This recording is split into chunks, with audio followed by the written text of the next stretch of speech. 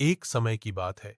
एक छोटे से शहर में अमन नाम का एक लड़का रहता था। अमन पढ़ने में अच्छा था, लेकिन उसकी एक बड़ी समस्या थी।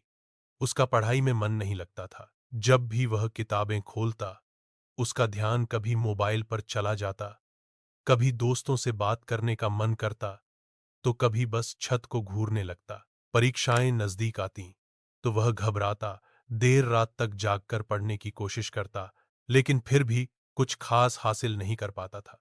उसके माता पिता भी परेशान थे। उन्होंने उसे समझाया, डांटा भी, लेकिन कोई फायदा नहीं हुआ। एक दिन अमन बहुत हताश होकर अपने दादाजी के पास गया। दादाजी गांव के सबसे ज्ञानी व्यक्ति माने जाते थे। अमन ने उदास होकर कहा, दादाजी, मेरा पढ़ाई में बिल्कुल मन नहीं लगता। मैं कोशिश तो करता हूं, पर ध्यान भटक जाता है। मुझे समझ नहीं आता कि क्या करूं। दादाजी ने मुस्कुराते हुए अमन को अपने पास बिठाया और बोले, बेटा, यह समस्या सिर्फ तुम्हारी नहीं है। बहुत से बच्चे इससे जूझते हैं। दरअसल तुम्हारी समस्या पढ़ाई में मन न लगना नहीं, बल्कि समय का सही इस्तेमाल न कर पाना है। अमन ने हैरानी से पूछा, समय का इस्तेमाल? दादाजी ने अपनी लाठी उठाई और जमीन पर एक टेढ़ी मेढ़ी लकीर खींची। देखो अमन, तुम्हारा समय भी इस लकीर की तरह बिखरा हुआ है। तुम कभी कुछ करते हो, कभी कुछ और। कोई योजना नहीं है। जब तुम बिना योजना के काम करते हो, तो तुम्हारा दिमाग भी भटकता है। उसे पता ही नहीं होता कि अब क्या करना है, और इसीलिए वह सबसे आसान चीजें ढूंढने लगता है, जैसे मोबाइल या खेल। दादाजी ने आगे बताया, इसका एक आसान उपाय है। समय सारणी, टाइम टेबल बनाओ। समय सारणी? अमन ने दोहराया। हाँ बेटा, रात को सोने से पहले अगले दिन की योजना बनाओ।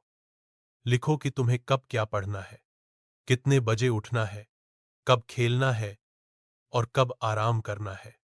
अपनी पढ़ाई को छोटे छोटे हिस्सों में बांटो, जैसे 45 मिनट पढ़ाई, फिर 10 मिनट का ब्रेक। इस ब्रेक में तुम कुछ भी कर सकते हो जो तुम्हें पसंद हो, जैसे गाने सुनना या टहलना। दादाजी ने समझाया, सबसे महत्वपूर्ण बात, जब तुम पढ़ाई करो तो मोबाइल को दूर रखो। अपने दिमाग को समझाओ कि यह 45 मिनट सिर्फ पढ़ाई के लिए है, और जब ब्रेक हो तो पढ़ाई के बारे में मत सोचो। अमन ने दादाजी की बात ध्यान से सुनी। अगले दिन से उसने दादाजी के बताए तरीके को अपनाना शुरू किया। पहले कुछ दिन मुश्किल हुई, लेकिन धीरे धीरे उसे फर्क महसूस होने लगा। जब उसे पता होता कि 45 मिनट बाद ब्रेक है, तो वह पूरे ध्यान से पढ़ता था। मोबाइल दूर रखने से उसका ध्यान भटकना बंद हो गया। धीरे धीरे अमन को अपनी पढ़ाई में मजा आने लगा। उसे महसूस हुआ कि जब वह अपने समय का सही इस्तेमाल करता है, तो वह कम समय में ज्यादा पढ़ पाता है, और उसके पास खेलने और आराम करने के लिए भी पर्याप्त समय बचता है। अब परीक्षाएं आतीं, तो वह घबराता नहीं, बल्कि आत्मविश्वास से उनका सामना करता था।